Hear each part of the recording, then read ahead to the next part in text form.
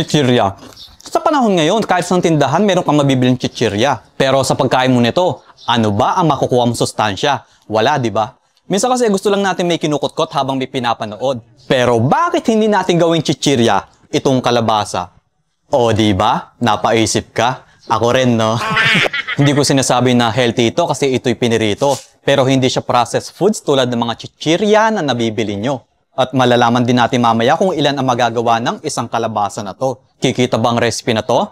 O malulugi kayo? Ipapakita ko sa inyo mamaya yan, kaya huwag niyong skip itong video. Huwag na natin patagalin pa. Simulan na natin to. Hiwain na natin yung kalabasa. Then, magpainit tayo ng tubig. Ilalaga lang natin yung kalabasa ng ilang minuto hanggang sa lumambot ito.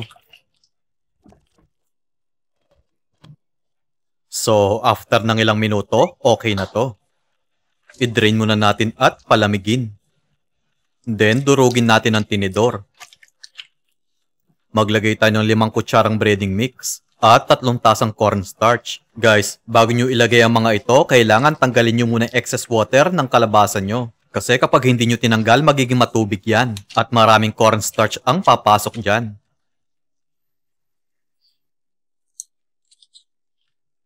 Tapos, i-rolyo lang natin to.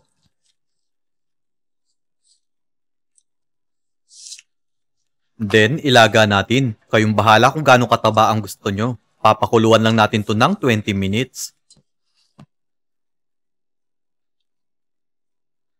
Next, hanguin na natin at palamigin. Guys, magpapahid ako ng green food color dito pero optional lang to. Gusto ko lang kasi may kulay green yung gilid ng kalabasa chips ko.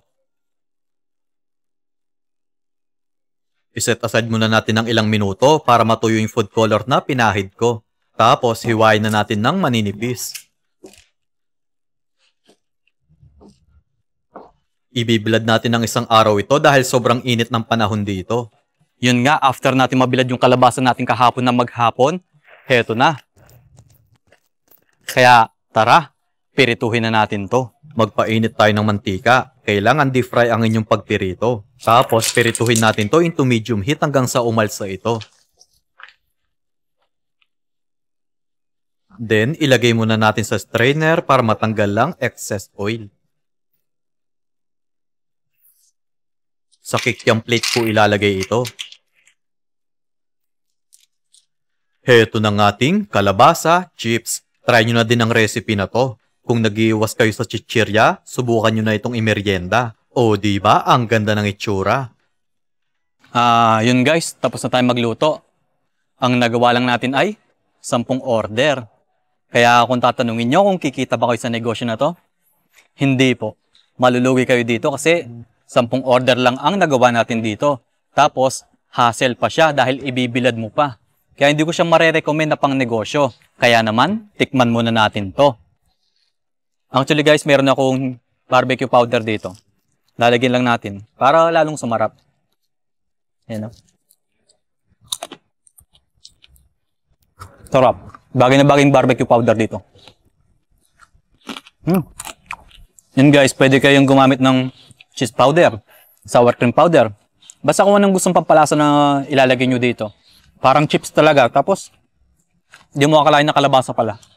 Kaya kung pang merienda lang at hindi pang negosyo, try nyo na din ang recipe na to. Maraming salamat po sa inyong panonood. Ingat po kayo palagi and God bless. Bye-bye. Bye-bye.